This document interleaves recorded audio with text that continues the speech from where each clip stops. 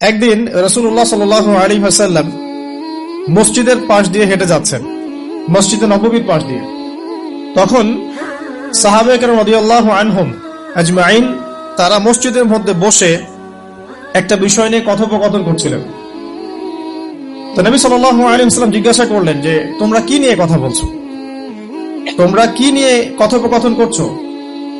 তখন সাহাবায়ে কেরাম রাদিয়াল্লাহু আনহুম তারা বলছেন যে আমরা কিয়ামতের আলামতগুলো নিয়ে কথা বলছিলাম। কি নিয়ে কথা বলছেন? কিয়ামতের আলামতগুলো নিয়ে সাহাবীরা কথা বলছে। তো সাহাবীদের কিয়ামতের আলামত নিয়ে কথা বলার কি দরকার ছিল?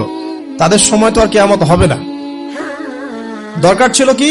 সচেতনতা। তারা ফিতনায় নিজেরা যেন না পড়ে যান, এই জন্য সতর্ক থাকতে চাইতেন।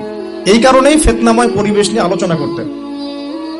তো নবী সাল্লাল্লাহু আলাইহি ওয়াসাল্লাম তখন বললেন, দেখো, যতদিন পর্যন্ত 10টা আলামত প্রকাশ হচ্ছে না ততদিন পর্যন্ত কিয়ামত হবে না। কয়টা আলামত? 10টা। নবী সাল্লাল্লাহু আলাইহি ওয়াসাল্লাম প্রথমে বললেন 2 নাম্বার হচ্ছে ইয়াজুজ এবং মাজুজ। এর আদম সন্তান পৃথিবীতে বের হবে এবং পুরো পৃথিবীটা ম্যাসাকার করে ছেড়ে দিবে। আর মাসিহুদ দাজ্জাল সেও বের হবে শেষ জামানায়, যে ইহুদিদেরকে নিয়ে পুরো বিশ্ব শাসন করবে। বিশ্বের প্রতিটা ডিপার্টমেন্ট সে রুল করবে। এবং দাজ্জালের চেয়ে ভয়ঙ্কর কোনো ফিতনা এই পৃথিবীতে আসে নাই, আসবেও না। প্রত্যেক নবী তার কওমকে দাজ্জাল সম্পর্কে সতর্ক করেছিলেন। এমনকি নূহ আলাইহিস সালাম পর্যন্ত তার উম্মতকে দাজ্জালের ফিতনা সম্পর্কে সতর্ক করেছিলেন।